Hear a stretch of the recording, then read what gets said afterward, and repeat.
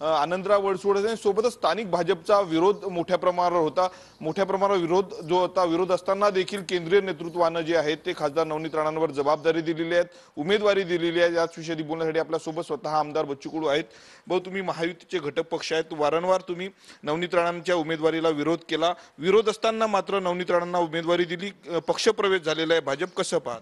ते त्यांची मर्जी आहे, आम्ही आमचं काम करू आता आमच्या पद्धतीनं, तो काही विषय नाही आहे। आणि मला वाटतं उमेदवारी दिली म्हणजे विजय होणं असं नाही आहे, बऱ्याच गोष्टी अजून बाकी आहे, ते आपण करू व्यवस्थित।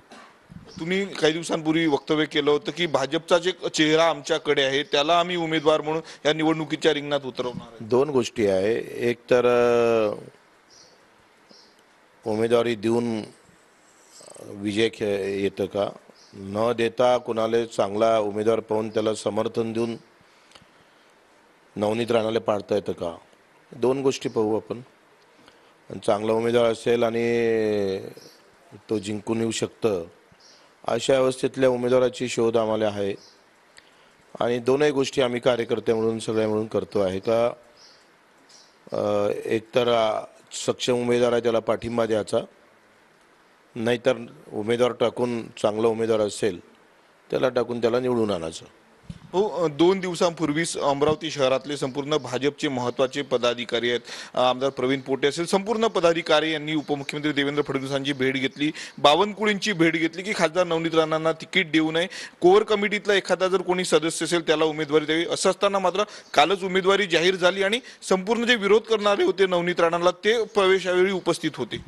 भाजपचे झेंडे ज्यांना हाती घेतले, ज्यांनी मेहनत केली, अंगावर गुन्हे दाखल आहे, प्रभू रामचंद्राच्या मंदिरासाठी ज्यांच्यावर गुन्हे दाखल आहे, ज्यांच्या घरात शहीद झाले, अशा लोकांचा विचार भाजपमधला संपला आहे। रवी राणानं भाजपचं कार्यालय अंदर जाऊन फोडलं होतं, तोडलं होते, भाजपच्या कार्यकर्त्याला अंदर जाऊन मारलं होते।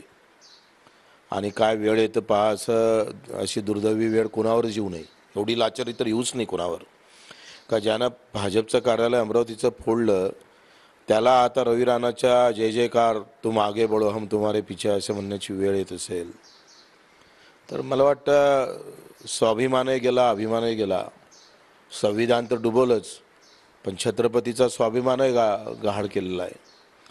आणि आम्ही तोच मुद्दा घेऊन का अशा पद्धतीचे उमेदवार जे ओढसूट कोणाला अपमानित करणं, बोलणं आणि विकासाचं सोडून श्रेय घेण्याचं काम करणं, त्याच्या विरोधात जबरदस्तीनं आम्ही जबरदस्त ताकद आम्ही उभं करू।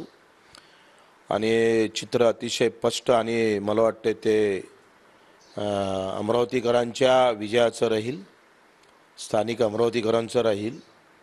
हा जिल्हा पंजाबराव देशमुखांचा, गाडगेबाबांचा, तुकडोजी महाराजांचा जिल्हा आहे, तो अभिमान आम्ही निश्चित ठेवू। अडसूड देखील आग्रही आहे ते उमेदवारी अर्ज दाखल करण्यात। अडसूड जर निवडणुकीमध्ये उभे राहिले किंवा अपक्ष उभे राहिले तर तुम्ही त्यांना पाठिंबा देणार? मला वाटतं सगळे जे मोठे नेते आहेत त्यांनी एकत्र व्हावं, एकत्रित होऊन ही निवडणूक पाहिली पाहिजे। आपल्यापेक्षा ज्याला पाळणं आहे ते टार्गेट खरं लक्षात घेऊन आपण समोर गेलो पाहिजे। कोणता उमेदवार कोणत्या पक्षाचा कोण निवडून येतं हा विषय महत्त्वाचा नाही, रवी राणा पाळणं, त्याच्या नवनीत राणा पाळणं हे महत्त्वाचं आहे। काल रवी राणांनी असेल किंवा मग आमदार खासदार नवनीत राणांनी आवाहन केलं की रवी राणा म्हणाले की बच्चू कडूंना विनंती करतो त्यांनी सर्व विसरून नवनीत राणांना आशीर्वाद दिला पाहिजे। घरात घुसून मारण्याची भाषा, कुठेही जातं तर पैसेच खाऊन जातं।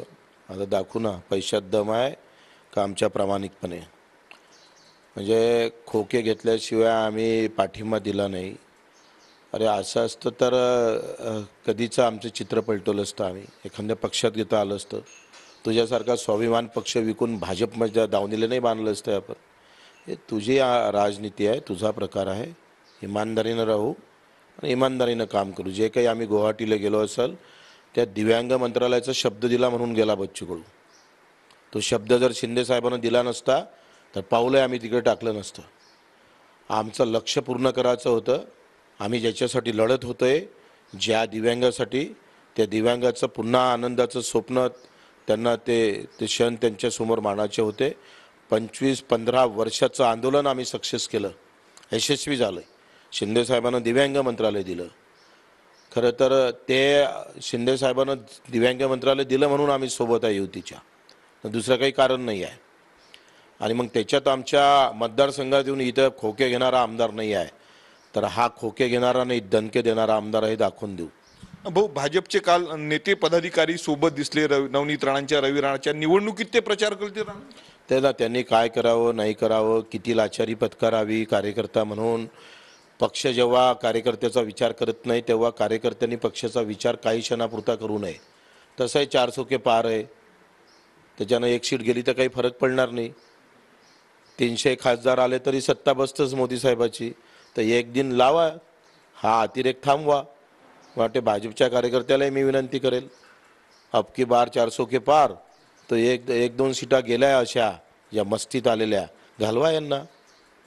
भाजप स्थानिक कार्यकर्त्यांना विचारात घेत नाही का? रवी राणा सातत्यानं म्हणायची की केंद्रीय नेतृत्वांकडनं संधी दिली जात आहे. स्थानिक भाजपचा विरोध होता, परंतु अमित शहा असतील, मोदी यांनी उमेदवारी जाहीर केली. मला असं वाटतं का मोठ्या माणसाचे मोठ्या विषय असतात, ते आपण इथं बोलू नये, ते चांगलं पण नाही आहे. आणि त्यांना उमेदवारी भेटली. पहिली तर गोष्ट अशी आहे का जातीच्या बाबतीत एक मोठा गुन्हेगार म्हणून त्या उमेदवाराकडे पाहिला जातो, ज्यांनी सगळं डमी कागदपत्र लावून सगळ्या पद्धतीची फसवणूकच देशाची केलेली आहे. ना संविधान आहे ना स्वाभिमान आहे. आणि अशा उमेदवारांना उमेदवारी देऊन तुम्ही पुन्हा हे दाखवून दिलं का हम करे सो कायदा, आम्ही म्हणाल ते, लोकशाही संपली देशातली, असं पुन्हा चित्र स्पष्ट झालेलं आहे. तुम्ही आता काय निर्णय घेणार आहेत? महायुतीतनं उमेदवारी नवनीत राणांना दिलेली आहे, तुम्ही महायुतीसोबत असणार की वेगळा काही निर्णय घेणार? इथे गुलाल आमच्या अंगावर पडला पाहिजे, लोकांच्या स्वाभिमानाचा गुलाल, अभिमानाचा गुलाल, संविधानाला वाचवणारा गुलाल, हा गुलाल आमच्या अंगावर पडला पाहिजे. या पद्धतीनं आम्ही तयारीला लागलो आहे. सुप्रीम कोर्टात निकाल अजून लागायचा आहे, निकालाची प्रतीक्षा आहे. असं असताना भाजपने उमेदवारी जाहीर केली. आता काय निकाल लागायचा राहिलाय? हा निकाल लागला म्हणजे सुप्रीम कोर्ट निकाल लागला असं झालंय. आता ती निकालाची प्रत पक्ष कार्यालयातून न्यायालयात गेली नाही पाहिजे, एवढ्याच अपेक्षा राहिल्या शिल्लक. शेवटले दोन प्रश्न. वर्धा लोकसभा मतदारसंघामधनं तुम्ही निवडणूक लढवावी अशी कार्यकर्त्यांची इच्छा आहे. सूत्रांची माहिती आहे की तुम्ही निवडणूक लढवणार आणि कार्यकर्त्यांची, पदाधिकाऱ्यांची बैठक तुम्ही बोलावली. नाही, मला असं वाटतं का कार्यकर्त्यांचा आग्रह आहे का वर्धा लोकसभेमधले 2 मतदारसंघ अमरावतीत येतं आणि 4 वर्धेतले येतात आहे. अजून काही निश्चित नाही आहे, आम्ही चाचपणी करतो आहे. वेळ आली तर त्यामध्ये आपण तयारी ठेवू.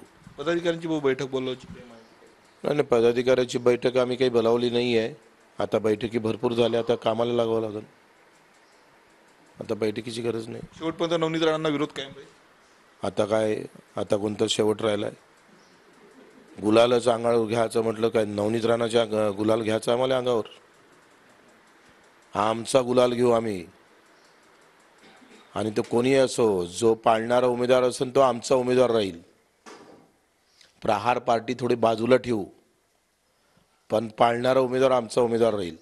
एक डाव डोक्यात घुसलं, आणि आमची स्वतःची पानटपरी आहे, कोणाच्या बापाची नाही आहे, आमची आहे स्वतःची.